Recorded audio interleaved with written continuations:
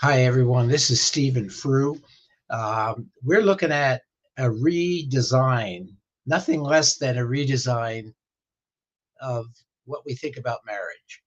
I've written a couple books on marriage with these rings and from Marginal Magnificent. Those are kind of models of marriage, kind of how-tos, and they're pretty good. They're not Hemingway, but they're pretty good.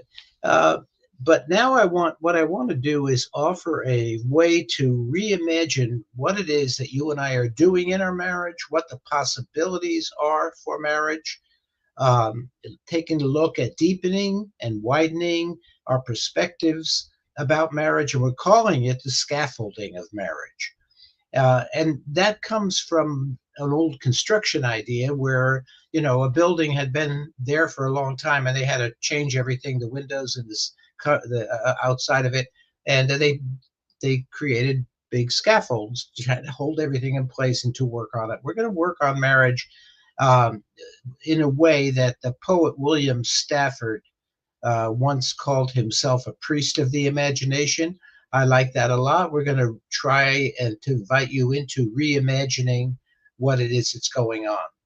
Now, a long time ago, in a land far away, maybe 6 to 9,000 years ago in Egypt, Egyptian sculptors and pottery makers had a very, I think, interesting idea, kind of a summary idea about women. And one of those ideas was there's a couple of phases in a woman's life, way back when. Don't take me to the courtroom and try to argue with me at this point because it's an image. I want to give you an image.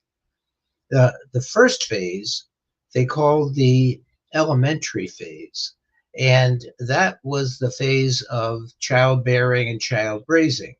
Somewhere around adolescence, somewhere around midlife, the mother went from elementary mother to transformative mother. That is, she was also going through big changes while her children were hitting adolescence and she was hitting midlife.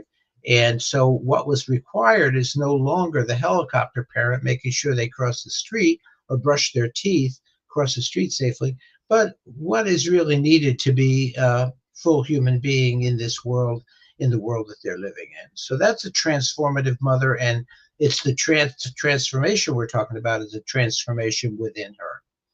So we decided, I came across that in a wonderful book called The Great Mother by Eric Newman, and also The Origins and History of Consciousness. Two great books. I've spent the last year just immersed in these books. They're wonderful, full of ideas.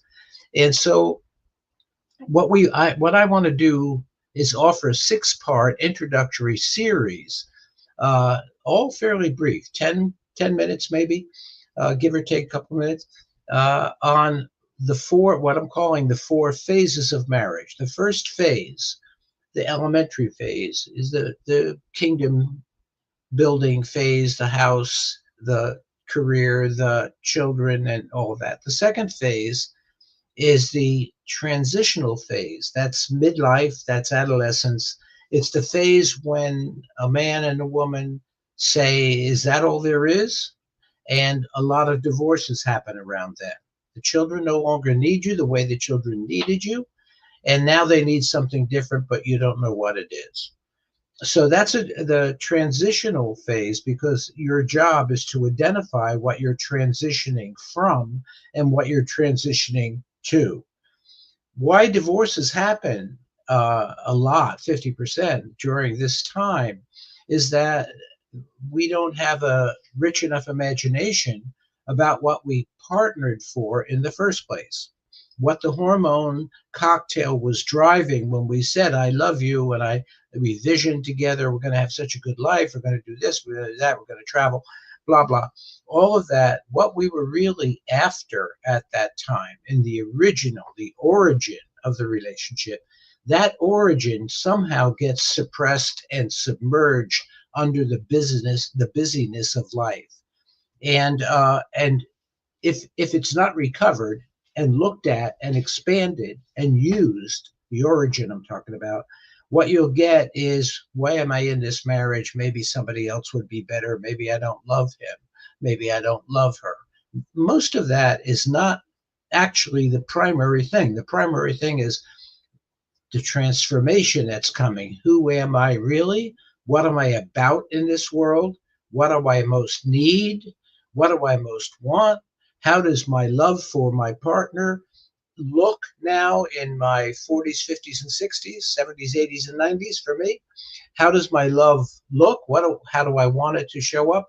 So we're going to go through these 6 podcasts in the next few weeks and lay each of those out in a little outline form so that you can begin and get oriented towards the scaffolding of marriage. I hope you'll join me and I hope you'll enjoy it. Thank you.